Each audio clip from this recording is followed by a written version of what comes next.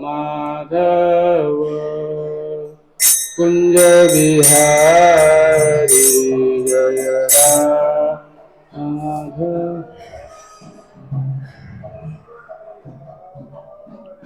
जय राधा माधव कुंज बिहारी जय राधा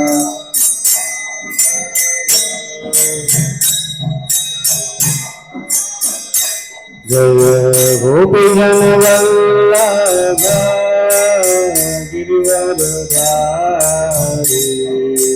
गोपी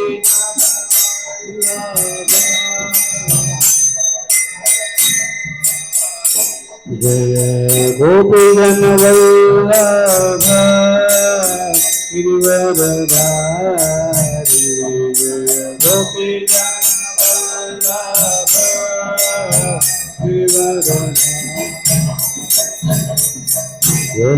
यशोदानंदन विजन रंजन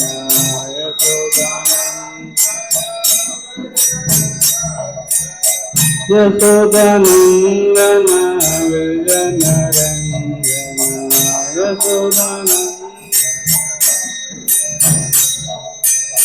यमुना तीरा वनचारी यमुना तीरा यमुना तीरा वनचारी यमुना तीरा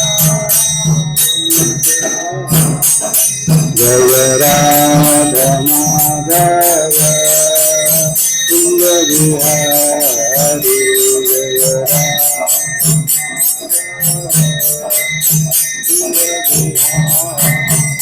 जय राधा माधव कुंज बिहारी जय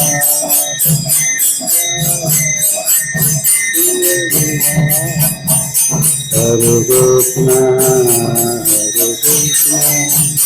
कृष्ण कृष्ण हरे हरे हरे राम राम राम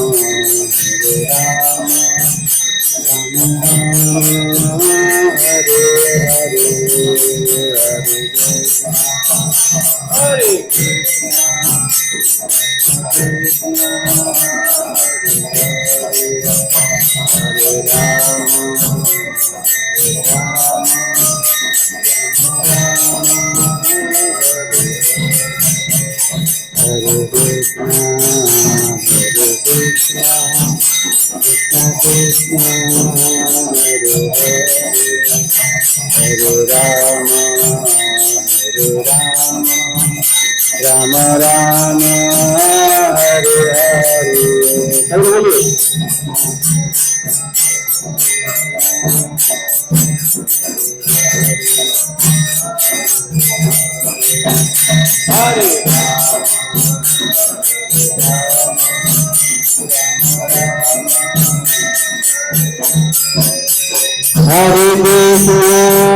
हरे कृष्ण कृष्ण कृष्ण हरे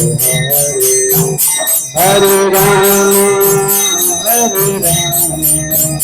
राम राम हरे हरे बोलिए हरे हरे कृष्ण कृष्ण कृष्ण हरे हरे हरे राम राम राम हरे हरे हरे हरे कृष्ण कृष्ण हरे राम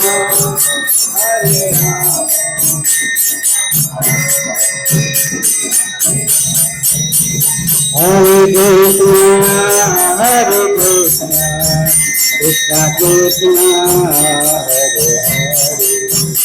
हरे हरे हरे राम राम राम हरे हरे हरे कृष्ण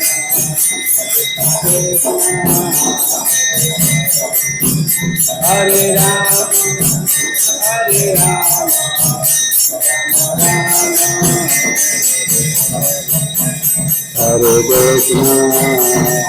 कृष्ण कृष्ण कृष्ण हरे हरे हरे राम राम हरे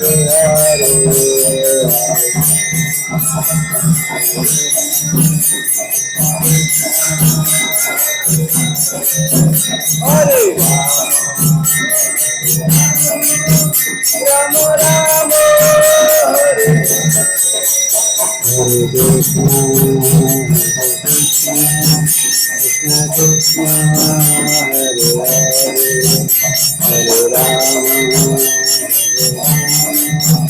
Rama Rama Hare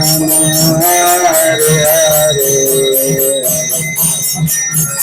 Hare Krishna Krishna Krishna Hare Hare Hare Rama Rama Rama Hare Hare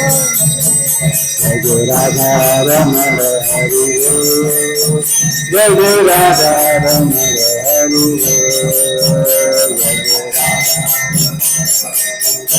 Radha Jai Radha Rama Hare Jai Radha Rama Hare Jai Radha Rama Hare Jai Radha Rama Hare Jai Radha Rama Hare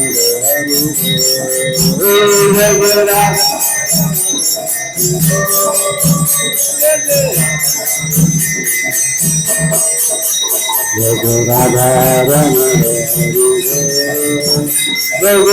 Radha Rama Jai Radha Rama Hare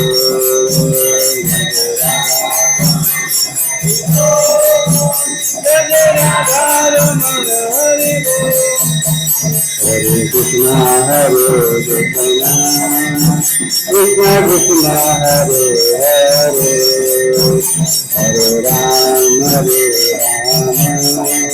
Rama Rama Rama Hare Hare Jai Radha Shanti Radha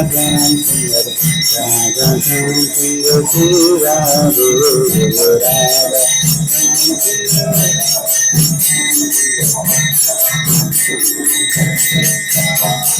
Jai Radha Shanti Radha Shanti Radha Shanti Radha Jai Radha Madan Radha Madan Radha Madan Radha Jai Radha Jai Radha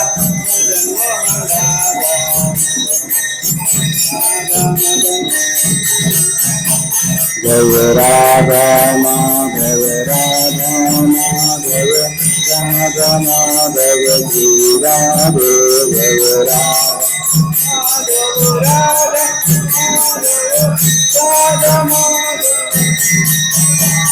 Jai Jagannatha Jai Jagannatha Baladeva Baladeva Jagannatha Jai Jagannatha Baladeva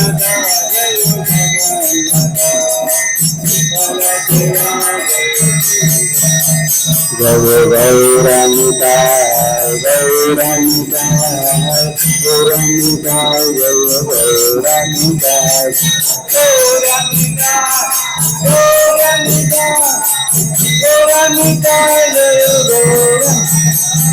Jai Prabhupada Prabhupada Prabhupada Jai Srila Prabhupada Jai Jai Prabhupada Prabhupada Jai Jai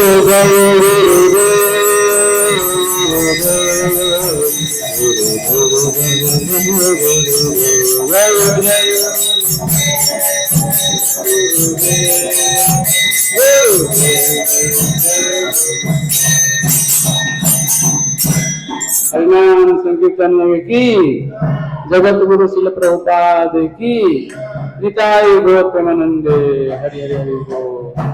ISKCON मंदिर बड़ौदा में सभी का स्वागत है। भक्तों का अभी Bhagavad Gita course class में सभी का स्वागत है।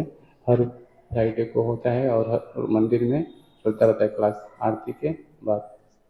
तभी हम भगवान का मंगलाचरण करेंगे, तो सब लोग मेरे पीछे बोलिएगा। यहाँ पे आपको दिखाया जाएगा स्क्रीन पे, तो सब लोग यहाँ पे मेरे पीछे बोलेंगे।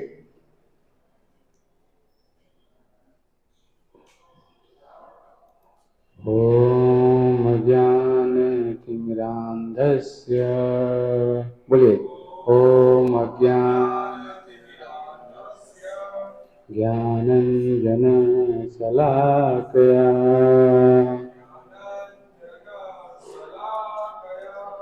चक्षुरुन्मीलितं येन तस्मै श्रीगुरुवे नमः। श्रीचैतन्यमनोभीष्टम् स्थापितं येन भूतले स्वयं रूपं कदा मह्यम् ददाति स्वपदान्तिकम्। वन्देऽहं श्रीगुरुः श्रीयुतपदकमलम् श्रीगुरुन् वैष्णवांश्च श्रीरूपं साग्रजातम् सहगण रघुनाथान्वितं तं सजीवम् साद्वैतं सावधूतं परिजनसहितं कृष्णचैतन्यदेवम् श्रीराधा कृष्णपादान् सहगण ललिता श्रीविशाखान्वितांश्च हे कृष्ण करुणा सिंधो दीनबंधो जगत्पते गोपेश गोपिका कांत राधा कांत नमोस्तुते। तप्त कांचन गौरांगी राधे वृंदावनेश्वरी वृषभानुसुते देवी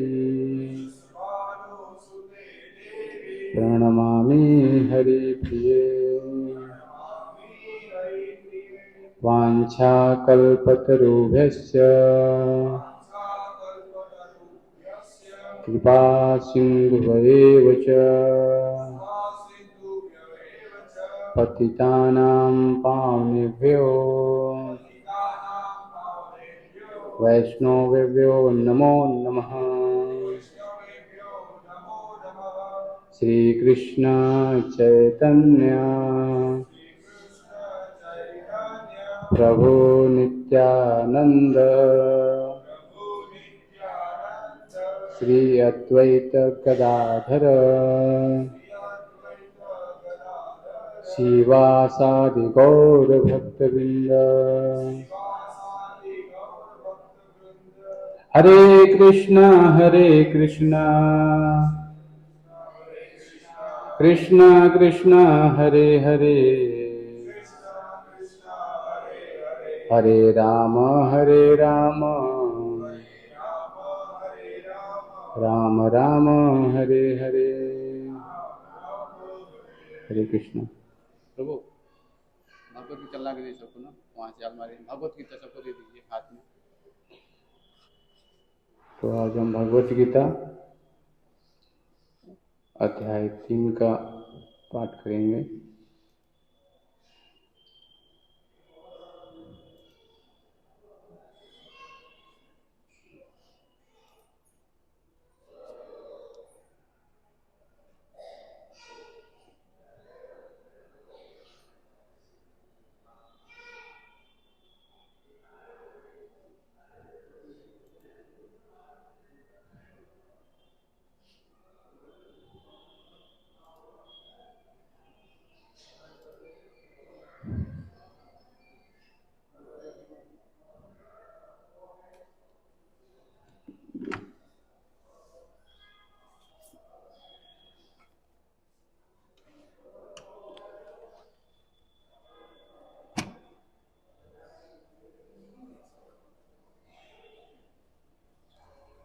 सबको गीता दीजिए ना हाथ में।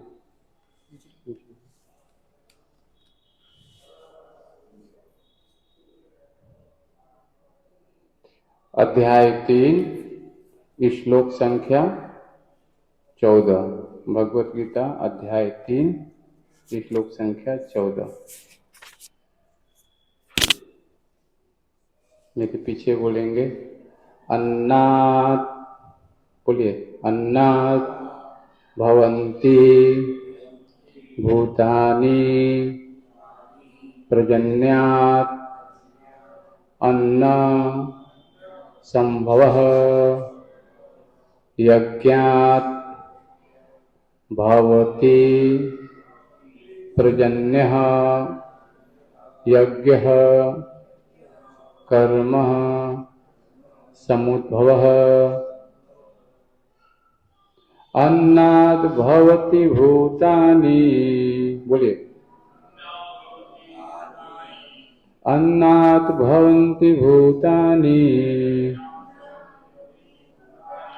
पर्जन्यात् संभव पर्जन्यात् संभव यज्ञात् भवति पर्जन्यो यज्ञात् भवति पर्जन्यो यज्ञः कर्म समुद्भव यज्ञः कर्म समुद्भव। कोई श्लोक पढ़ना चाहेंगे? पढ़िए पढ़िए श्लोक पढ़ें। अन्नात् भवति भूतानि पर्जन्यात् संभव यज्ञात् भवति पर्जन्यो यज्ञ कर्म समुद्भव। और कोई पढ़ना चाहेंगे? ठीक है, माता जी पढ़ेंगे। अन्नात् भवन्ति भूतानि पर्जन्यात् संभव यज्ञात् भवति पर्जन्यो यज्ञः कर्म समुद्भव।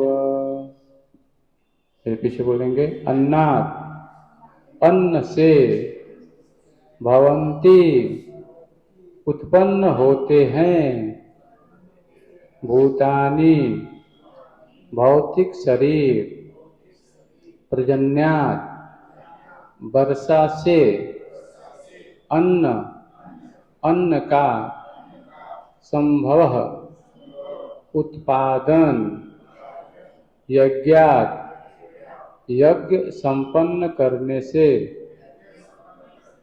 भवति, संभव होती है, पर्जन्य, वर्षा, यज्ञ, यज्ञ का संपन्न होना, कर्म, नियत कर्तव्य से, समुद्भव, उत्पन्न होता है। फिर पीछे बोलेंगे सारे प्राणी अन्न पर आश्रित हैं, जो वर्षा से उत्पन्न होता है। वर्षा यज्ञ संपन्न करने से होती है और यज्ञ नियत कर्मों से उत्पन्न होता है।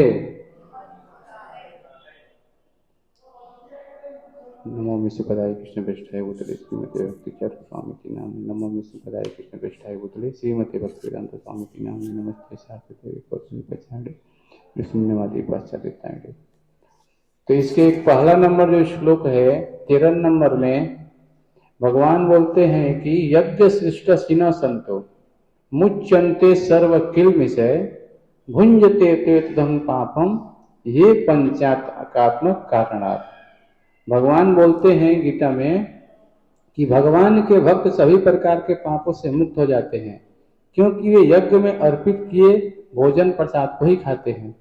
अन्य लोग जो अपने इंद्रिय सुख के लिए भोजन बनाते हैं वे निश्चित रूप से पाप खाते हैं। तो यहाँ पे बताया गया है कि जो भगवान के भक्त होते हैं क्या करते हैं, यज्ञ को अर्पित किए भोजन उच्छिष्ट को ही खाते हैं, है ना। तो हमें समझना पड़ेगा कि जो हम अन्न है जिससे हमारा शरीर निर्वाह हो रहा है, ये अन्न कोई फैक्ट्री पे पैदा कर सकते हैं क्या? इसके लिए किसान है, खेती करता है। तो यहाँ बताया गया है कि भगवत गीता के महान टीकाकार श्रील बलदेव विद्याभूषण इस प्रकार लिखते हैं, श्रील बलदेव विद्याभूषण इस प्रकार लिखते हैं, ये इंद्राघंतया वंशितम यज्ञम सर्वेश्वरम विष्णु वैचर्यम दक्षिण विसंति तेन तद्दे यात्रा संपायन्ति ते तंत सर्वेश्वर यज्ञ पुरुषस्य भक्ता सर्वकिल विषय धरे अनादिकाल विरुद्धरे आत्मनुभव प्रतिबंध कई निखिले पाप विमुच्यते। बताते हैं कि परमेश्वर जो यज्ञ पुरुष अथवा समस्त यज्ञों के भोक्ता कहलाते हैं, सभी देवताओं के स्वामी हैं। जिस प्रकार शरीर के अंग पूरे शरीर की सेवा करते हैं, उसी तरह सारे देवता उनकी सेवा करते हैं। ये उंगली है, इसे हम क्या करते हैं, 5 उंगली है, इसे क्या करते हैं, हम भोजन को उठा के मुख में डालते हैं, और मुख से भोजन कहाँ जाता है, भगवान के जाते हैं, पेट में जाता है। जठनाग्नि बोल भगवान बोलते हैं अहम वैश्वानरो भूत्वा, जो हम खाते हैं अंदर पचाता कौन है। तो हम समझ सकते हैं कि जो हाथ है, पांव है, सब क्या है, ये भगवान के दिया गया प्रकृति का उपहार है ना। तो हमें समझना पड़ेगा कि यहाँ बताया गया है कि जिस प्रकार शरीर के अंग पूरे शरीर की सेवा करते हैं, ये हाथ है, पैर है, जब हम मुख में भोजन डालते हैं, पेट को अंदर सारी इंद्रियां प्रबल हो जाती हैं अपने आप, है ना। उसी तरह से देवता लोग हैं, सब भगवान के भक्त हैं, सबको डिपार्टमेंट दिया गया है। यहाँ पे कोई पावर विभाग का मंत्री हो सकता है यहाँ पे, लेकिन भगवान के पावर विभाग के मंत्री सूर्य देव हैं, उनको दिया गया है डिपार्टमेंट। वरुण देव को जल का विभाग दिया गया है। तो देखते हैं कि वहां भी है सब सेवा लगे हुए, अलग अलग डिपार्टमेंट है। वहां भगवान प्रधानमंत्री कृष्ण ईश्वर परम कृष्ण सचिदानंद विग्रह अनादिरादिर गोविंद सर्व कारण कारणम, ये कौन बोल रहे, ब्रह्मा जी बोलते हैं। तो इंद्र हैं, चंद्र हैं तथा वरुण हैं जैसे देवता श्री भगवान द्वारा नियुक्त अधिकारी हैं। इसलिए प्रभुपाद जी की कृपा से क्या हो रहा है, हमें ये ज्ञान मिल पा रहा है। फाउंडराचार्य हैं, आप लोग मंदिर में आते हैं तो गुरु को पहले प्रणाम करना चाहिए। इसीलिए हमने कहा ओम अज्ञान तिमिरांधस्य, हम क्या है, अंधकार में। गुरु क्या करते हैं, मार्गदर्शन देते हैं हमें। तो बता रहे हैं क्या कि ये लोग जो देवता लोग हैं सब भगवान द्वारा नियुक्त अधिकारी हैं। क्या करते हैं, जो संसारिक कार्यों की देखरेख करते हैं। देखिए प्रधानमंत्री जी हैं और उनके पूरे कार्यालय पूरे वर्ल्ड में जहाँ देखते हैं कि अधिकारी लोग होते हैं, अलग अलग कार्यालय में सब जगह होते हैं ना, लेकिन प्रधानमंत्री के कार्य सब कुछ चल रहा है उनका। वैसे भगवान है, वहां देख रेख करने के लिए सारे देवता लोग हैं, अपना कार्य कर रहे हैं। सारे वेद इन देवताओं को प्रसन्न करने के लिए यज्ञों का निर्देश करते हैं, जिससे वे अन्न उत्पादन के लिए प्रचुर वायु, प्रकाश तथा जल प्रदान करें। तो यहाँ पे बताया गया है कि यज्ञ, देखिए हर युग में अलग अलग विधि थी यज्ञ करने की, है ना। तो हमें समझना पड़ेगा जो त्रेता युग था, क्या था, त्रेता युग, त्रेतायाम यते मखई, द्वापरयाम प्रजाचयन। हम देखते हैं द्वापर युग में था, बड़े बड़े मंदिर होते थे, अर्चक भी होते थे, भगवान के लोग सेवा करते थे, है ना। और त्रेता युग में बड़े बड़े क्या यज्ञ होते थे, है ना। और कलयुग की क्या विधि है यज्ञ का, हरे नाम हरे नाम केवलम कलौ नास्ते व नास्ते व नास्ते गतिकंठ। ये कलयुग यानी कलह का युग है, कलह और पाखंड का युग बताया गया है। जिधर भी आप देखिए केवल कलह ही दिखाई देगा। तो इसके लिए क्या यज्ञ है, केवल भगवान का नाम, भगवान का नाम, भगवान का नाम, हरि का नाम, हरि का नाम, हरि का नाम 3 बार बोला गया है। अगर किसी व्यक्ति को एक बार हम बोलते हैं नहीं सुनता है, फिर दूसरा बार बोलते हैं तो थोड़ा सुनता है, फिर तीसरा, जैसे माता जी होती हैं किसी बच्चे को बोलती हैं कि दूध का पैकेट लेके आना, घर में बोल दिया, फिर जाता है बेटा घर पे बाइक चलाता है, वहां भी बोलते हैं बेटा दूध लेके आना। जब बाइक चालू कर देगा, बेटा दूध लेके ही आना, तो क्या हो गया, 3 बार बोल। वैसे भगवान बोलते हैं हरे नाम हरे नाम हरे नाम, केवल 3 बार। केवल कलयुग क्या है, भगवान का नाम। तो ये यज्ञ है कलयुग का, भगवान के नाम का कीर्तन करना, यही यज्ञ है। क्योंकि हम जंगल में जाकर तपस्या उतना नहीं करेंगे, जहां भी है वहीं रह के भगवान का नाम जप करेंगे, कीर्तन करेंगे, तो यज्ञ होगा। तो यज्ञ से फायदा क्या होगा, यहाँ बताया गया है यज्ञ करने से बारिश होता है।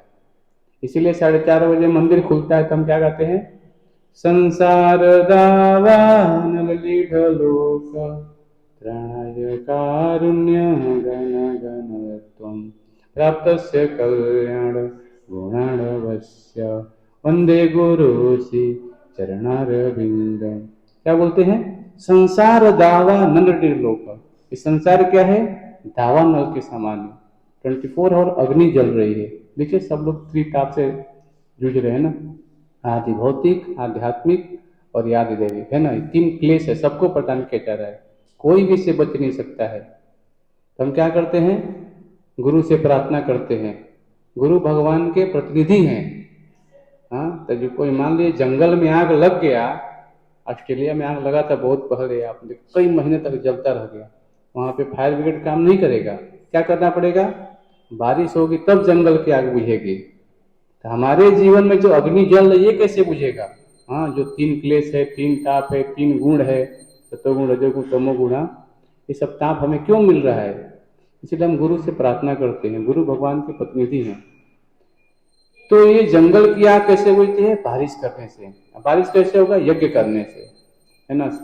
तो यज्ञ क्या है, भगवान के नाम का कीर्तन। हरे कृष्णा कृष्णा कृष्णा हरे हरे, हरे राम राम राम हरे हरे। ये है कलयुग का यज्ञ। यज्ञ करेंगे तो क्या होगा, बारिश होगी। तो यहाँ बताया गया है कि प्रचुर वायु प्रकाश का जल प्रदान करें। जब श्री कृष्ण की पूजा की जाती है तो उनके अंग स्वरूप देवताओं की भी स्वतः पूजा हो जाती है, अतः देवताओं की अलग से पूजा करने की आवश्यकता नहीं है। इसी हेतु कृष्ण भावना भावित भगवत भक्त सर्वप्रथम श्री कृष्ण को भोजन अर्पित करते हैं और तब खाते हैं। यह ऐसी विधि है जिससे शरीर का आध्यात्मिक पोषण होता है। तो ये बहुत महत्वपूर्ण चीज है, यहाँ बता रहे हैं कि जैसे मान लीजिए वृक्ष होता है, वृक्ष का जो पत्ते होते हैं अलग अलग, टहनियां होती हैं अलग अलग, तो हम लोग जल कहाँ डालते हैं, पानी जो डालते हैं कहाँ पे, जड़ में डालते हैं। जड़ में डालते तो क्या होता है, सब कुछ हरा भरा हो जाता है अपने आप। उसी तरह से यहाँ बताया गया है कि कोई भक्त है अगर भगवान कृष्ण की सेवा में लग जाता है तो अलग से देवताओं की पूजा नहीं, क्योंकि भगवान के वो भक्त हैं। जब पूर्ण आदमी को सेवा करेंगे सबको मिल जाएगा उनका अंश। तो कृष्ण भावना भावित होने का यही अर्थ है कि हमें भी चाहिए कि हम कृष्ण के चरण कमलों को कस के पकड़ लें।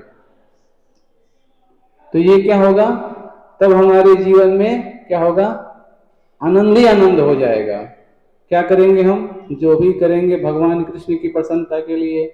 जॉब जा रहे हैं, धन आ रहे, भगवान को फोटो फ्रेम घर में रखेंगे, पानी जल जो भी अन्न सब भगवान को अर्पित करेंगे। भगवान तो इतने भूखे नहीं कि सब खा जाएंगे, आप ही खाएंगे। हाँ, घर में सत्यनारायण भगवान की कथा होती है, उस दिन आप लोगों का अनुभव होगा, प्रसाद बनता है, कितना टेस्ट होता है बताइए। हाँ, क्यों होता है, क्योंकि उस दिन यज्ञ हुआ, आपके घर में कीर्तन हुआ, कथा हुआ। ऐसा रोज करेंगे हम, भगवान को अर्पित खाएंगे तो रोज हमारे जीवन में आनंद हो जाएगा। तो ये है भगवान की विशेष कृपा, क्योंकि हम उनके पुत्र हैं। ममय वांसो जीवलोके जीवभूत सनातन मनो षष्ठानि इंद्रियाणि प्रकृति स्थाने कर सके।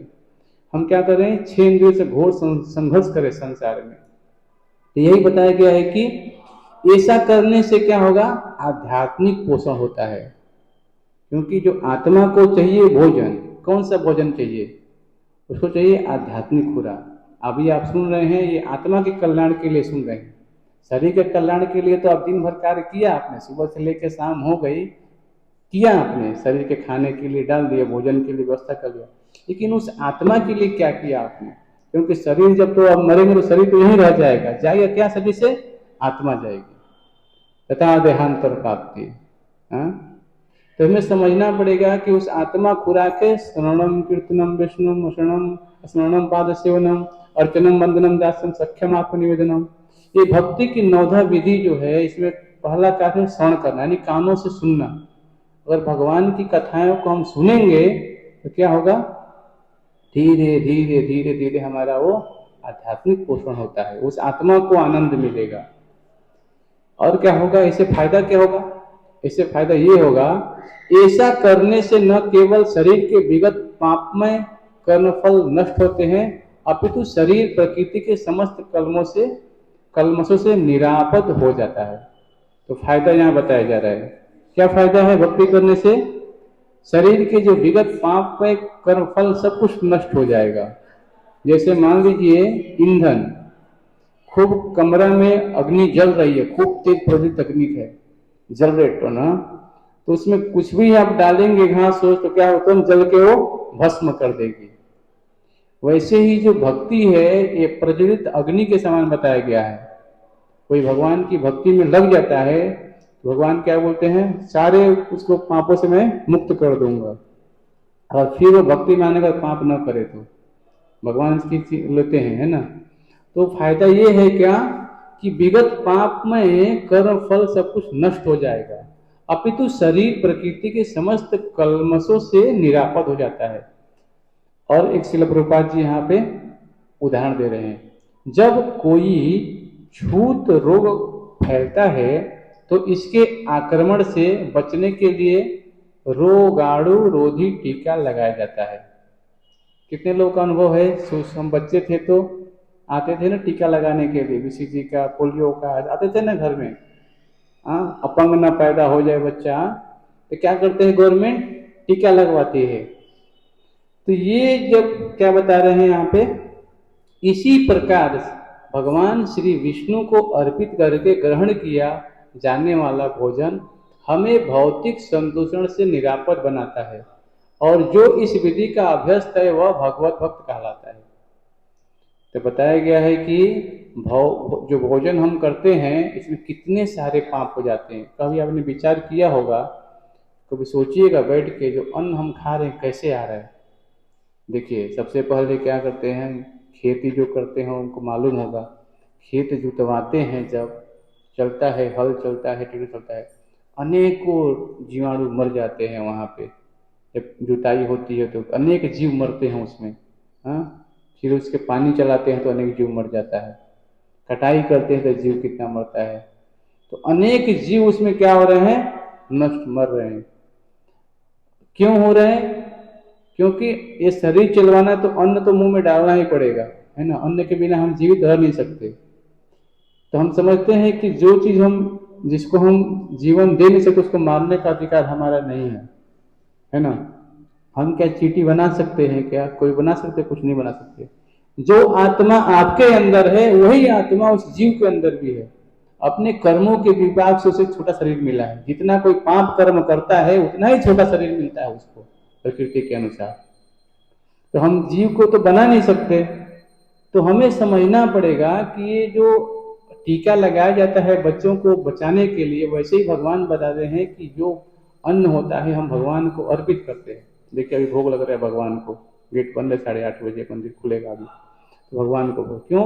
क्योंकि वो अन्न अगर भगवान को अर्पित करते हैं तो भगवान से ग्रहण करते हैं, वो क्या होता है, यहाँ बताया गया है कि जो भोजन भगवान विष्णु को अर्पित करके ग्रहण किया जाता है जाने वाला है भोजन हमें भौतिक संदूषण से निरापद बनाता है, और जो इस विधि का अभ्यास करता है वह भगवत भक्त कहलाता है।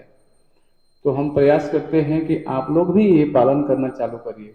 हमारे पास छोटा फ्रेम रखा है, मंदिर के बाहर रखा हूँ टेबल पे, उसको बनाने में 100 रुपये करीब खर्चा हुए हैं। तो उसको ले जाइए घर पे, जो भी आप प्रसाद बनाते भगवान को अर्पित कीजिए, फिर खाइए। आप देखिए 1 महीना करके इसको, है ना, आपके जीवन में परिवर्तन आ जाएगा। ये बहुत आसान विधि है। पानी पीते हैं, जो भी करते हैं भगवान के सामने रखिए, फिर उसको ग्रहण कीजिए। तो ये जो भक्ति की विधि है बहुत ही आसान है ना। और क्या बताया जा रहा है यहाँ पे, वो भगवत। अतः कृष्ण भावना भावित व्यक्ति जो केवल श्री कृष्ण को अर्पित किया गया भोजन करता है वह उन समस्त विगत भौतिक दूषणों के फलों का सामना करने में समर्थ होता है, जो आत्म सत्कार के मार्ग में बाधक है। तो यहाँ बताया गया है कि हमें इस संसार में कठोर परिश्रम करते हुए भी क्यों हम इतना दुख उठा रहे हैं, क्यों इतना कष्ट उठा रहे हैं, मैं कौन हूँ, कहाँ से आया हूँ, कहाँ जाना है, इस सारे प्रश्नों का उत्तर हमें भगवत गीता में मिलेगा। तो हमें समझना पड़ेगा कि हमें आत्म सत्कार के मार्ग में बाधक क्या है, क्यों हम नहीं स्वीकार कर पा रहे हैं, छोटी छोटी वस्तुएं फिर भी हम स्वीकार नहीं कर पा रहे, क्यों नहीं कर पा रहे हैं, यहाँ बताया जा रहा है। इसके विपरीत जो ऐसा नहीं करता वो अपने पाप पूर्ण कर्म को बढ़ाता रहता है, जिससे उसे सारे पाप फलों को भोगने के लिए अगला शरीर कुकरों शुक्रों के समान मिलता है। देखिए प्रभुपाद जी बोलते हैं कि ये अभी मनुष्य शरीर जो मिला है, अभी हमें चाहिए कि हम इसको स्वीकार करें, शास्त्र के वचनों को स्वीकार करें, नहीं तो क्या होगा, अगला शरीर पशु का भी मिल सकता है। यदि जीव ने अपनी चेतना पशु जैसी बना रखी है तो उसको पशु का ही शरीर मिलेगा। तो हमारी चेतना जो है वो क्या होनी चाहिए कि कैसे हम, ये भगवत गीता में भगवान बोलते हैं, आप लोग देखिए यहाँ पे लिखा है, यदि जीव ने अपनी चेतना पशु जैसी बना रखी है तो उसे पशु का शरीर प्राप्त होगा। अध्याय 15 के 9 पॉइंट तात्पर्य प्रभुपाद बोलते हैं। तो वही चीज बताया गया है कि ये पाप कर्म करने से अगला करी कुकरों शुक्रों के समान ही मिल सकता है। यह भौतिक जगत नाना कलमशों से पूर्ण है, और जो श्री भगवान के प्रसाद को ग्रहण करके उसे निरापद हो लेता है वह उनके आक्रमण से बच जाता है, किंतु जो ऐसा नहीं करता वह कलमश का लक्ष्य बनता है। तो बहुत महत्वपूर्ण है, यहाँ पे बताया गया है कि भौतिक जगत नाना कलमशों से पूर्ण है।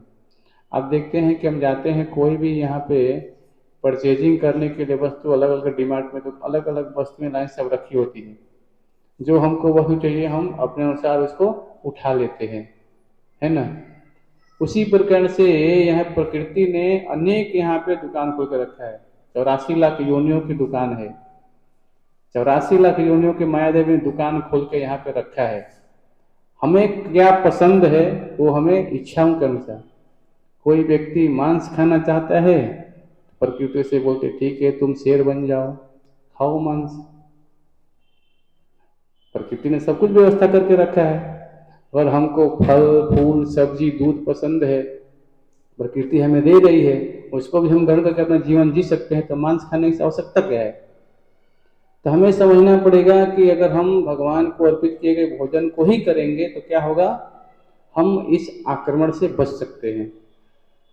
अब बता रहे हैं यहाँ पे, अन्न अथवा शाक वास्तव में खाद्य है।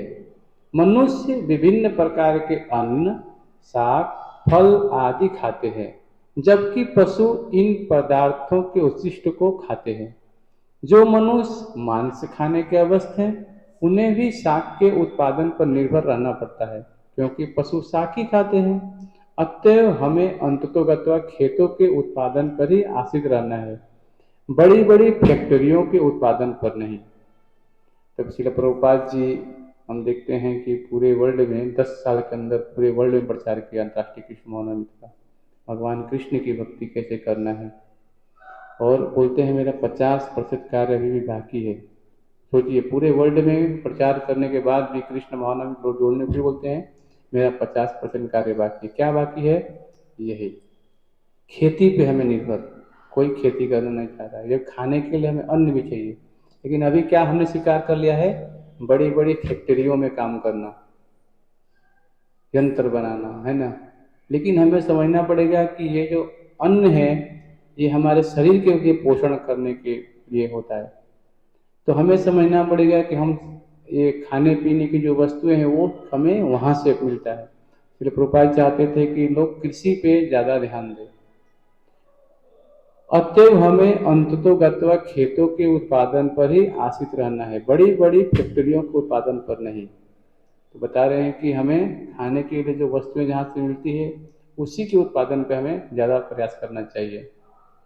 खेतों का यह उत्पादन आकाश से होने वाली प्रचुर वर्षा पर निर्भर करता है। अब खेतों का उत्पादन कैसे होगा, जब प्रचुर मात्रा में बारिश होगी, तभी वहां पे क्या होगा, अन्न ज्यादा उपज होगा। और ऐसी वर्षा इंद्र, सूर्य, चंद्र आदि देवताओं द्वारा नियंत्रित होती है। तो ये वर्षा कैसे होगा, जो जल के विभाग के मंत्री हैं उनके उनकी कृपा से, इंद्र के द्वारा सूर्य अच्छा से होगा, चंद्रमा के भगवान रसोहम से कौनते, हाँ भगवान के जो दो नेत्र हैं सूर्य चंद्र, और अच्छा जो हम लोग फल खाते हैं, कभी आपने विचार किया होगा सब्जी फल दूध दही जो भी हम खा रहे हैं उसमें रस कौन प्रदान कर रहा है। एप्पल खाते हैं, अंगूर खाते हैं, उसमें रस कौन डाल रहा है जिससे हम आनंद ले रहे हैं। हाँ, ये भगवान की व्यवस्था नहीं की गई होती तो हम रस नहीं ले पाते। ये चंद्रमा जो है वो क्या करता है, वनस्पतियों में रस प्रदान करता है। देखिए भगवान हमसे इतना प्रेम करते हैं कि हमारे नाकों तक ऑक्सीजन वायु का सप्लाई कर रहे हैं, तभी तो हम जी पा रहे हैं। लेकिन कभी हम धन्यवाद नहीं देते। पानी पीते हैं तभी भी धन्यवाद नहीं देते। रसोहम से कौनते, भगवान बोलते मैं जलों का स्वाद हूँ। तो प्रत्येक वस्तु में हमें जानना पड़ेगा कि ये जो भगवान की कृपा है इसको हमें धन्यवाद देना चाहिए। धन्यवाद भगवान, आपने पानी बनाया, आपने फल बनाया, धन्यवाद भगवान कृष्ण। ऐसे धन्यवाद देते रहेंगे तो क्या होगा, भगवान के प्रति हमारा प्रेम संबंध हो जाएगा। जैसे पिता होता है पुत्र का, पिताजी जाते हैं बाजार तो मिठाई खरीद के लाते हैं, ला करके पुत्र को देते हैं, लो ये मिठाई। लेकिन वही पुत्र अगर जाए घर में से एक गिलास पानी लेके आए और लड्डू जो ला के दिया पिता के सामने रख दे, पिताजी खाएंगे तो आनंद आ जाएगा उनको। क्यों, बेटा ने क्या किया, लाए तो पिताजी ही थे लेकिन बेटा ने क्या किया, केवल पिताजी को प्रेम से अर्पित कर दिया। उसी प्रकार से जो भी वस्तु संसार में हमें मिल रही है, अगर वही वस्तु अगर हम भगवान की सेवा में अर्पित कर देंगे तो क्या होगा, हमारे लिए भगवान की विशेष कृपा होगी कि वो हमें प्रेम करेंगे, क्योंकि हम उनके पुत्र हैं। तो हमें कार्य है भगवान की सेवा करना। तो ये जो है इंद्र हैं, सूर्य हैं, चंद्र हैं, देवता लोग हैं, ये सब भगवान के भक्त हैं, उनके द्वारा नियंत्रित हैं ये लोग। ये देवता श्री भगवान के दास हैं। तो हमारे भी जीवन में जो भक्त होते हैं सबके पीछे दास लग जाता है। तो मालिक जो होता है एक नौकर होता है, दास। दास का कार्य क्या है, मालिक की सेवा करना। हम जाते हैं, देखिए हमें तो सेवा करना ही पड़ेगा संसार में, बिना सेवा की हम एक क्षण भी नहीं रह सकते। कोई ऑफिस में है, मालिक है, नौकर है, उसकी सेवा कर रहा है मालिक की, कोई देश की सेवा कर रहा है, कोई समाज की सेवा कर रहा है, कहीं ना कहीं व्यक्ति सेवा कर ही रहा है। तो हमें क्या करना चाहिए, उस परम पूर्ण भगवान श्री कृष्ण की ही सेवा करनी चाहिए। उससे कैसे करेंगे, यहाँ बताया गया है। ये देवता लोग श्री भगवान के दास हैं। श्री भगवान को यज्ञों के द्वारा संतुष्ट रखा जा सकता है, अतः जो इन यज्ञों को संपन्न नहीं करता उसे अभाव का सामना करना होगा। यही प्रकृति का नियम है। देखिए यज्ञ, अगर हम यज्ञ संपन्न नहीं करेंगे तो क्या होगा, उसे अभाव का सामना करना होगा। ये प्रकृति का नियम है। प्रकृति क्रियमाणानि गुणे कर्माणि सर्वश अहंकार विमूढ़ात्मा करता हम इति मन्यते। प्रकृति क्रियमाणानि, भगवान बोलते हैं गीता में कि प्रकृति, प्रकृति क्या है, भगवान की अध्यक्षता में कार्य करती है। तो यहाँ पे बताया गया है कि भगवान जो है कृष्ण, उनके द्वारा ये प्रकृति क्या कर रही है, कार्य कर रही है। 3.27 में भगवान बातें बोलते हैं।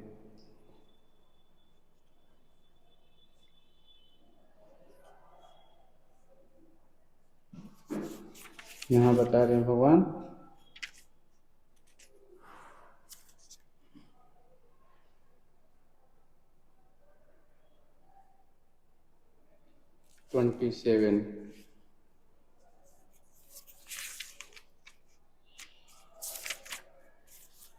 यहाँ बोलते हैं जीवात्मा अहंकार के प्रभाव से मोहग्रस्त होकर अपने आप को समस्त कर्मों का कर्ता मान बैठा है, जबकि वास्तव में प्रकृति के तीनों गुण द्वारा संपन्न किए जाते हैं। देखिए हम क्या है, अहंकार हो जाते हैं कि मैं तो बहुत बड़ा डॉक्टर हूँ, PhD हूँ, ये डिग्री लिया है, वो डिग्री लिया, नेता हूँ। अहंकार है बहुत। और क्या होता है, ऐसे व्यक्ति मोहग्रस्त हो जाता है। और क्या होता है, समस्त कर्मों का कर्ता मान बैठा है, जो भी कर रहा हूं मैं कर रहा हूं। उसको ये मालूम नहीं कि प्रकृति के जो गुण है हमें नचा रहे हैं। कैसे नचा रहे हैं, इसका फिर प्रभुपाद जी ने यहाँ पिक्चर भी बनाया है, आप लोग गीता में देखेंगे कि कैसे प्रकृति हमें नचा रही है। ये देखिए, ये जो गुण है ये हमें नचाते हैं। संसार के सारे भौतिक कार्यकलाप प्रकृति के 3 गुणों के अधीन संपन्न होते हैं। यद्यपि प्रकृति के 3 गुण परमेश्वर कृष्ण से अद्भुत है, फिर भी भगवान श्री कृष्ण उनके अधीन नहीं होते। 7.22 7:12 में भगवान बोलते हैं ये बात कि जो प्रकृति है ये हमें नचा रही है। सतोगुण, रजोगुण, तमोगुण, ये प्रकृति के गुण हमें कार्य कराते हैं। तो भगवान कृष्ण इन गुणों के प्रभाव में नहीं आते हैं, लेकिन जीवात्मा क्या है, इन गुणों के प्रभाव में रहता है। तो ये जीवात्मा को अहंकार रहता है कि मैं ही समस्त कर्मों करता हूँ, जो कर रहा हूँ सब मैं ही कर रहा हूँ। उसको ये बात मालूम नहीं है। बताते हैं श्रील प्रभुपाद जी यहाँ पे, 2 व्यक्ति जिनमें से एक कृष्ण भावना भावित है और दूसरा भौतिक चेतना वाला है, समान स्तर पर कार्य करते हुए समान पद पर प्रतीत हो सकते हैं, किंतु इसमें आकाश पाताल का अंतर है। तो श्लोक बहुत महत्वपूर्ण है, आप लोगों को मैं इसमें दिखा देता हूँ। आप लोग भी थोड़ा इसमें, पहले इसको मैं पढ़ देता हूँ फिर उसको भी दिखाता हूँ। आगे इसमें बताया गया है,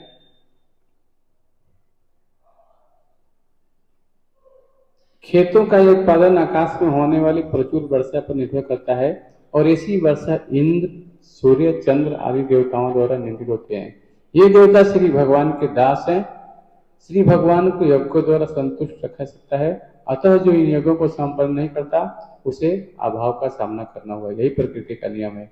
अतः भोजन के अभाव से बचने के लिए यज्ञ और विशेष रूप से इस युग के लिए संतुष्टि संकीर्तन यज्ञ संपन्न करना चाहिए। श्रील प्रभुपाद जी यहाँ बताते हैं कि इस युग के लिए है संकीर्तन यज्ञ, यानी भगवान के नाम का कीर्तन। हम जहां भी हैं घर में, वहीं में रह के भगवान के नाम का कीर्तन कर सकते हैं।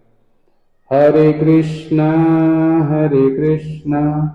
कृष्ण कृष्ण हरे हरे, हरे राम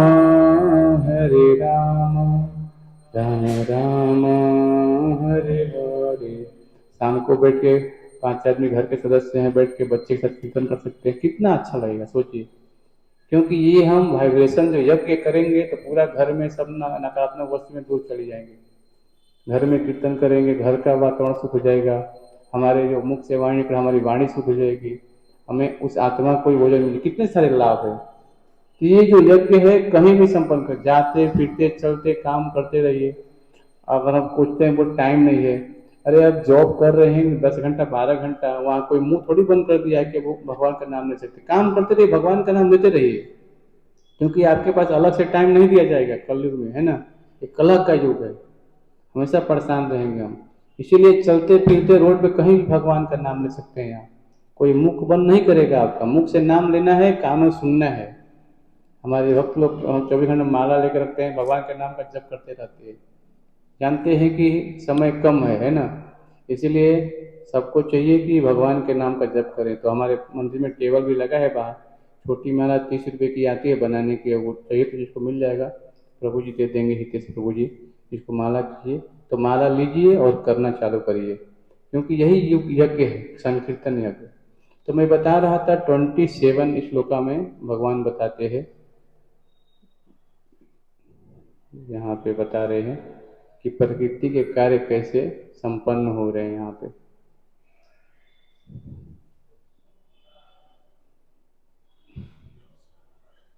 हाँ, ये श्लोक है, ये प्रकृति क्रियमाणानि गुणे कर्माणि सर्वसा अहंकार विमूढ़ात्मा करता हम इति मन्यते। भगवान बोलते हैं क्या यहाँ पे, जीवात्मा अहंकार के प्रभाव से मोहग्रस्त होकर अपने आप को समस्त कर्मों का कर्ता मान बैठता है, जबकि वास्तव में वे प्रकृति के 3 गुण द्वारा संपन्न किए जाते हैं। तो ये जो प्रकृति के गुण हैं कैसे कार्य कर रहे हैं हमारे ऊपर, यहाँ पे इसकी चर्चा की जा रही है। 2 व्यक्ति हैं यहाँ पे, जिनमें से एक कृष्ण भावना भावित है और दूसरा है भौतिक चेतना वाला। समान स्तर पर कार्य करते हुए समान पद पर प्रतीत हो सकते हैं, किंतु उनके पदों में आकाश पाताल का अंतर होता है। श्री प्रभुपाद जी बोलते हैं कि कोई भक्ति के कार्यों में लगा हुआ है और कोई बिना भक्ति है, दोनों साथ में कार्य कर रहे हैं, लेकिन दोनों में आकाश पाताल का अंतर है। अब देखिए आगे क्या बता रहे हैं। भौतिक चेतना वाला व्यक्ति अहंकार के कारण अभ्यस्त रहता है कि वही सभी वस्तुओं का करता है। वह यह नहीं जानता कि शरीर की रचना प्रकृति द्वारा हुई है, जो परमेश्वर की अध्यक्षता में कार्य करती है। तो ये है पहला उसका भौतिक चेतना वाला व्यक्ति। वो सोचता है क्या कि ये शरीर है मेरे लिए, मैं इसका भोग करूंगा, मैं ही मालिक हूं, मैं ही सब कर रहा हूं। लेकिन आगे बता रहा है, आगे यहाँ बताया जा रहा है, उसको ये मालूम नहीं था कि शरीर की रचना प्रकृति के द्वारा हुई है। क्या है? भूमिरापो अनलो वायो खम मनो बुद्धिरेव च अहंकार इत्यम में भिन्ना वर्गीकृता। पृथ्वी, जल, अग्नि, वायु, आकाश, ये कौन बनाया है? हाँ, ये प्रकृति के जो भिन्ना प्रकृति है। भगवान बोलते हैं मेरी भिन्ना प्रकृति है। पानी हम कहीं बना सकते हैं क्या? तो हम मिट्टी बना सकते हैं क्या? लेकिन आजकल बहुत ज्यादा अहंकार है उन वैज्ञानिकों का कि मैंने ये आविष्कार किया, मैंने ये आविष्कार किया, मेरा नाम लिखा जाता है। अरे भाई, मिट्टी भगवान का, पानी भगवान का, उसी को मिलाकर आपने कुछ वस्तु का निर्माण कर दिया, बोलते हैं मैंने आविष्कार किया। भगवान बोलते हैं अहंकार है बहुतों का। ये अहंकार कैसे आता है? यहाँ बता रहे हैं भौतिक चेतना व्यक्ति अहंकार के कारण अभ्यस्त रहता है, सोचता है कि मैं ही सही वस्तु करता हूं। वह यह नहीं जानता कि शरीर की रचना प्रकृति के द्वारा हुई है, जो परमेश्वर की अध्यक्षता में कार्य करती है। भौतिकतावादी व्यक्ति यह नहीं जानता था कि अंततो गत्वा वह श्री कृष्ण के अधीन है। यही जानना है, हम सब भगवान श्री कृष्ण के अधीन हैं। और क्या बता रहे हैं? अहंकारवश ऐसा व्यक्ति हर कार्य को स्वतंत्र रूप से करने का श्रेय लेना चाहता है, और यही है उसके अज्ञान का लक्षण। स्वतंत्र होकर कार्य करना चाहता है व्यक्ति।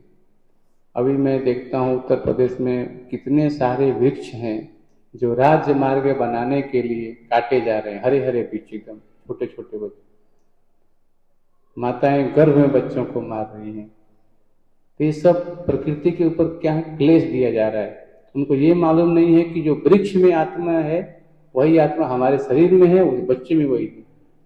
तो क्यों ऐसा हो रहा है? क्योंकि अहंकार हो रहा है कि मैं मार्ग बनवा दूंगा तो लोग मेरा नाम हो जाएगा।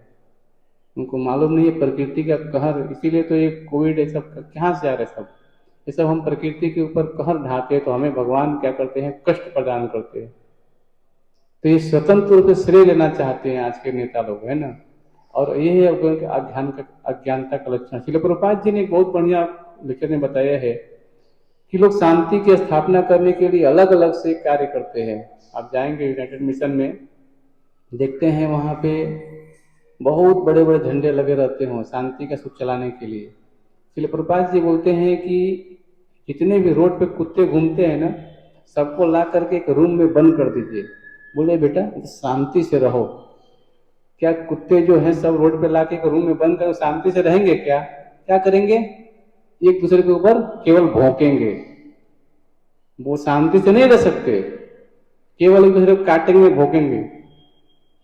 भगवान बोलते हैं गीता में भोक्ता रम्यक्त सम सर्वलोक महेश्वरम, सारे चीजों का भोक्ता मैं हूं। ये लोग गीता की बात को मानते ही नहीं है। क्यों? यहां बता रहे हैं भौतिकतावादी व्यक्ति यह नहीं जानता कि अंततो गत्वा श्री कृष्ण के अधीन है। श्रील प्रभुपाद जी ने करके भी दिखाया। पूरे गए अमेरिका में कृष्ण को सेंटर में रखा, केवल कृष्ण भावनामृत का प्रचार करने के लिए शास्त्र को सेंटर में रखा। गीता, भागवतम, आज देखते हैं कृष्ण सेंटर में है तो सब कुछ, सब लोग सुखी है। जो भी सुबह से शाम तक कार्य किया जाए भगवान की प्रसन्नता के लिए किया जाए। तो ये कोई घर और मंदिर में कोई फर्क नहीं होता है। जो मिट्टी, जल, अग्नि, वायु से ये मंदिर बना है उसी से आपका घर भी बना है, उसमें कोई मटेरियल चेंज नहीं हुआ है। हाँ, भगवान के घर में फोटो फ्रेम रखिए, झाड़ू लगाई, सोचिए मैं मंदिर की सफाई कर रहा हूँ, पानी है भगवान को अर्पित कीजिए। तो जो भक्ति के विधि विधान यहाँ हो रहे हैं वो घर में भी हम पालन कर सकते हैं। घर में मंदिर में कोई फर्क नहीं है, आप वहां भी भक्ति कर सकते हैं। तो ये जानना पड़ेगा कि सेंटर में कृष्ण होने चाहिए। जहां टीवी ने स्थान ले लिया है उस जगह पे कृष्ण का मंदिर होना चाहिए। तो क्या हो जाएगा, हमारा घर सुख में हो जाएगा। बड़े बड़े देख रहा हूँ, घर में जा रहा हूँ तो देख रहा हूँ कि टीवी का स्थान, जहाँ मंदिर होना चाहिए वहाँ टीवी का स्थान ले लिया है। तो पहले के घरों में लोग मंदिर को एक रूम होता था, कमरे में भगवान की सेवा करते थे। तो ये कृष्ण को सेंटर में रखेंगे तो क्या होगा, ये अज्ञानता जो है ये नष्ट हो जाएगी। ओम अज्ञान तिमिरांध, शुरू में हमने किया था ना, हम क्या है, प्रकृति के अंधकार में पैदा हुए थे। प्रत्येक व्यक्ति जब माता के गर्भ में होता है तो अंधकार में ही रहता है वो। और क्या होता है, उसे यह ज्ञात नहीं है कि उसके ये इस स्थूल तथा सूक्ष्म शरीर की रचना प्रकृति द्वारा श्री भगवान की अध्यक्षता में की गई है। अब देखिए, स्थूल शरीर किससे बना है, क्या क्या है, पृथ्वी जल अग्नि वायु आकाश, ये पंच तत्व, क्षिति जल पावक गगन समीरा पंच तत्व अधम शरीरा, ये अधम है, नाश होने वाला है इसका, प्रकृति के द्वारा। देखिए शरीर की तीन ही गति होती है। क्या होता है, एक तो इसको जला देंगे तो ये राख बन जाएगा, दूसरा गति क्या होगा, मिट्टी में इसको गाड़ देंगे तो कीड़े मकोड़े खा जाएंगे, अब बाहर इसको रख देंगे तो फेंक देंगे तो कुत्ता बिल्ली सियार आएगा खाएगा, मल त्याग देगा वो। तो शरीर की यही गति होने वाली है, तीन ही गति होगी। भागवतम में कैंटो अभी चल रहा है हमारा, 8:30 बजे रोज भागवतम क्लास होती है, उसमें इस श्लोक आया था अभी। शरीर की तीन ही गति होने वाली है। तो जो गति होने वाली है इसको सुधारने के लिए हमें आत्मा के विज्ञान को समझना पड़ेगा। क्या है, सूक्ष्म शरीर की रचना, ये क्या है, मन बुद्धि अहंकार, इससे सूक्ष्म शरीर बना है। स्थूल शरीर तो जल के नाश हो जाएगा, लेकिन सूक्ष्म शरीर को कैसे नष्ट करेंगे, यम यम वापी स्मरम भावम तत्र कलेवरम, मरते मरते जैसे जैसे चेतना देगा उसी के अनुसार आपको अगला शरीर मिलने वाला है। तो बताइए, ये सूक्ष्म शरीर को नष्ट कैसे करेंगे आप? हाँ, सूक्ष्म शरीर को नष्ट करने के लिए केवल और केवल भक्ति के विधि विधानों का ही पालन करेंगे तभी नष्ट होगा, दूसरा कोई उपाय नहीं है। क्योंकि जो भक्ति है ये सूक्ष्म शरीर को भी जला के राख कर देती है, मन बुद्धि अहंकार। तो ये बताया गया है कि उसके इस स्थूल तथा सूक्ष्म शरीर की रचना प्रकृति द्वारा श्री भगवान की अध्यक्षता में की गई है, अतः उसके सारे शारीरिक तथा मानसिक कार्य कृष्ण भावना में तुम्हें रहकर श्री कृष्ण की सेवा में तत्पर होने चाहिए। अज्ञानी व्यक्ति यह भूल जाता है कि श्री भगवान ऋषिकेश कहलाते हैं, अर्थात वे शरीर की इंद्रियों के स्वामी हैं। जो अज्ञानता में व्यक्ति है वो भूल जाता है, क्या भूल जाता है, कि भगवान का नाम ऋषिकेश है।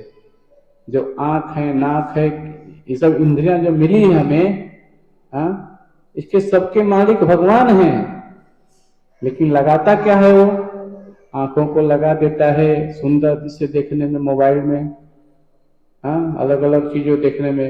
ये आंख बनाया गया है भगवान कृष्ण का दर्शन करने के लिए, लेकिन हम लगाते हैं किसी और सेवा में, तो कैसे सुखी रह पाएंगे। कान बनाया गया है भगवान की कथा सुनने के लिए, लेकिन आजकल अलग अलग सॉन्ग है, म्यूजिक है, सुन रहे हैं हम, तो कान का हम दुरुपयोग कर रहे हैं। जो वस्तु बनाया गया है उस वस्तु का एक उपयोग है, भगवान ने दिया है हमें। हाथ को लगाया है भगवान की सेवा, मंदिर मार्जन करने के लिए। पैर बनाया गया है जहां जहां भगवान के मंदिर है, धाम है, वहां वहां जाने के लिए। लेकिन हम लगा रहे हैं क्या पे, अपने सेवा में, अलग अलग इंद्रिय तृप्ति में। तो कैसे सुखी रह सकते हैं हम? भगवान का नाम ऋषिकेश है, भगवान इंद्रियों के मालिक हैं। अगर हम भगवान कृष्ण की सेवा नहीं करेंगे तो वही कार्य करेंगे, समाज में अलग अलग चीज में लग जाएंगे, और कहां से सुखी हो पाएंगे हम? जो वस्तु हमें प्रदान की गई है, अगर उस वस्तु का सही उपयोग नहीं करेंगे तो वस्तु हमसे छीन ली जाएगी। अगर आप गवर्नमेंट की नौकरी कहीं भी जॉब कर रहे हैं, आप अगर उस मालिक के अनुसार आप कार्य नहीं करेंगे तो मालिक आपको रखेगा? कभी नहीं रखेगा, कल धक्के मार के निकाल देगा आपको। जाओ यहाँ से। उसी प्रकार ये शरीर मिला है केवल भगवान की सेवा करने के लिए, भगवान की इंद्रियों को तृप्त करने के लिए। भगवान ऋषिकेश है, लेकिन अगर उनको हम तृप्त नहीं करेंगे, उनको आनंद के लिए कार्य नहीं करेंगे, तो प्रकृति हमें कोई और शरीर दे देगी। सिंपल सी बात है ना, समझने वाली चीज है। तो ये बताया गया है कि भगवान सारे इंद्रियों के स्वामी हैं, और इंद्रिय तृप्ति के लिए इंद्रियों का निरंतर उपयोग करते रहने से वह अहंकार के कारण वह तो मोहग्रस्त रहता है, जिससे वह श्री कृष्ण के साथ अपने शाश्वत संबंध को भूल जाता है। देखिए सिंपल सी चीज यहाँ भगवान के लिए श्रील प्रभुपाद जी की कृपा बता रहे हैं। इंद्रिय तृप्ति के लिए इंद्रियों का निरंतर उपयोग करता रहता है, आंखों को लगा देता है अलग अलग सुंदर दृश्य देखने में, कानों को लगाता है अपने इंद्रियों को सॉन्ग सुनने में, हाथों को लगाता है कहीं और मालिक की सेवा में, पैरों को लगाता है कहीं घूमने जाने के लिए। तो इंद्रियों को लगाता है अनेक सेवा में, लेकिन भगवान बोलते हैं कि अहंकार के कारण वो मोहग्रस्त हो जाता है, वो समझ ही नहीं पाता। अहंकार विमूढ़ आत्मा करता हम इति मन्यते, वो सोचता है क्या कि प्रकृति के ऊपर मैं प्रभुत्व जताऊंगा, प्रकृति मेरे अनुसार कार्य कर रही है, ऐसा सोचता है, प्रभुत्व जताता है कि ये वस्तु मेरी है। लेकिन प्रकृति का कहर ऐसा है, मृत्यु सर्वहरश्चाहम्। भगवान बोलते हैं कि मैं मृत्यु के रूप में आऊंगा, सब कुछ आपका हर लूंगा। मृत्यु के रूप में भगवान आते हैं और सब कुछ हर लेते हैं, फिर आदमी रोते हैं, चला गया चला गया। क्या चला गया? शरीर तो यहीं पड़ा है, आत्मा चला गया। इस विज्ञान को समझना है। ये इस्कॉन अंतर्राष्ट्रीय कृष्ण भावनामृत एक हॉस्पिटल जैसा है, यहाँ पे आत्मा का ज्ञान दिया जाता है। हॉस्पिटल में कौन भर्ती होता है? जो ज्यादा बीमार होता है वही भर्ती होता है ना। तो व्यक्ति सोचता है कि मैं तो बीमार हूं नहीं, मंदिर क्यों जाऊंगा, क्यों भगवान की सेवा करूंगा। उसको मालूम नहीं कि वो बीमार है। जब व्यक्ति बीमार होता है तो डॉक्टर के पास जाता है, दवाई लेता है, खाता है। आजकल बहुत लोगों का अहंकार है कि मंदिर जाने की आवश्यकता क्यों है, भक्तों का संग करने की आवश्यकता क्यों है। उसको मालूम नहीं है, ये चीज अहंकार है कि मैं डॉक्टर हूँ, मैं तो बिरला हूँ, मैं बहुत धनवान हूँ, मुझे जानने की क्या जरूरत है, वहां पे भगवान स्वयं आ जाएंगे उनके घर पे। ऐसा होता है क्या? तो हमें समझना पड़ेगा कि भगवान ने हमें विशेष ज्ञान दिया है, बुद्धि दिया है, ये भगवान की जानने के लिए एक मौका मिला है, मनुष्य शरीर मिला है, इससे हम भगवान को जान सकते हैं। भगवान ने हमें बुद्धि दिया है। पशु के पास भी है, वो गीता क्लास में समझ नहीं पाएगा हम जो बोल रहे हैं, लेकिन भगवान ने हमें बुद्धि दिया तो हम क्या है, पढ़ के समझ सकते हैं कि भगवान बता रहे हैं क्या, ममैवांशो जीवलोके जीवभूत सनातन। हम भगवान के अंश हैं और अंश का कार्य है पुण्य की सेवा करना। तो सेवा करना है तो हमें भगवान श्री कृष्ण की करें, तभी हमारा जीवन आनंदमय हो जाएगा। हरे कृष्णा कृष्णा कृष्णा हरे हरे, हरे राम राम राम हरे हरे। तो आप घर पे रह के कीर्तन करिए, भगवान का नाम लीजिए, और हर रविवार को भी 7:30 बजे यहाँ पे सनातन कथा होती है, कीर्तन होता है, प्रसाद होता है। तो सेवाओं में जुड़िए, आइए। भगवान ने सबसे अच्छा हमें रहने के लिए दिया है, घर दिया है, सब कुछ दिया है, तो इसको सेवा में लगाइए, अपनी जिह्वा को सेवा में लगाइए। देखिए जिह्वा का 2 कार्य है, एक कार्य है भगवान के नाम का उच्चारण करना, दूसरा कार्य है प्रसाद खाना। 2 कार्य केवल करना है। आपको मंदिर आना है तो भगवान का प्रसाद खाना है और भगवान का गुणगान करना है, कथा सुनना है कानों के द्वारा। अगर ये हम करते रहेंगे तो क्या हो जाएगा, धीरे धीरे हमारी चेतना शुद्ध हो जाएगी। फिर मालूम चलेगा क्या, मैं कौन हूँ, क्या मैं ये शरीर हूँ कि कुछ और हूँ, ये सब ज्ञान होने लगेगा आपको। मैं कहाँ से आया हूँ, कहाँ जाना है, इस सारे प्रश्नों का उत्तर आपको मिलने लगेगा। क्योंकि सृष्टि के कर्ता जो ब्रह्मा जी थे, उनको भी ये प्रश्न पूछना पड़ा। मैं 3rd कैंटो भागवतम पर बताते हैं कि 100 वर्षों तक उन्होंने तपस्या किया, केवल ये जानने के लिए कि मेरी उत्पत्ति कहाँ से हुई है। उस कमल के डाल पर थे, ऊपर नीचे याद है सो, फिर भी जान नहीं पाए। तो बताया गया है, श्रील प्रभुपाद जी वहां लिखते हैं कि जब तक मनुष्य के ऊपर भगवान की विशेष कृपा नहीं हो तब तक व्यक्ति नहीं जान सकता है ये चीजें। गुरु साधु शास्त्र जो है ये क्या है, ये भगवान के द्वारा दिए गए गुरु साधु शास्त्र का वचन है। इसको हम स्वीकार करेंगे तो क्या होगा, हमारा जीवन सुखमय हो जाएगा। इसको हमें स्वीकार करना चाहिए। गुरु मुख पद्म वाक्य चिते ते करिया क्या आर न करिया मने आशा।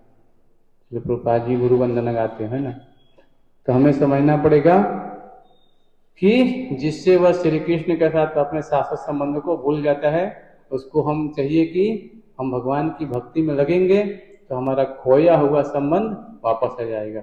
एक कथा कह के मैं विराम करूंगा। जैसे एक छोटा बालक था, उनके पिताजी थे, गए, एक मेला लगा था वहां पे, तो पिताजी उस मेले में बच्चे को लेके जा रहे थे। तो बेटा बोल रहा था कि पिताजी पिताजी मेरे को ये वस्तु दिला दो, वो वस्तु दिला दो। पिताजी किसी व्यक्ति से बात कर बोले रुको बेटा, थोड़ी देर रुको, मैं बात कर फिर आपको वस्तु दिला दूंगा। बेटा हाथ छोड़ के भाग गया मेले में से और जा करके वो वस्तु का देने लगा। लेकिन शाम हो गई और शाम के वक्त पिताजी पिताजी अब कहाँ है, कहाँ है, कहाँ है, चिल्ला रहा है।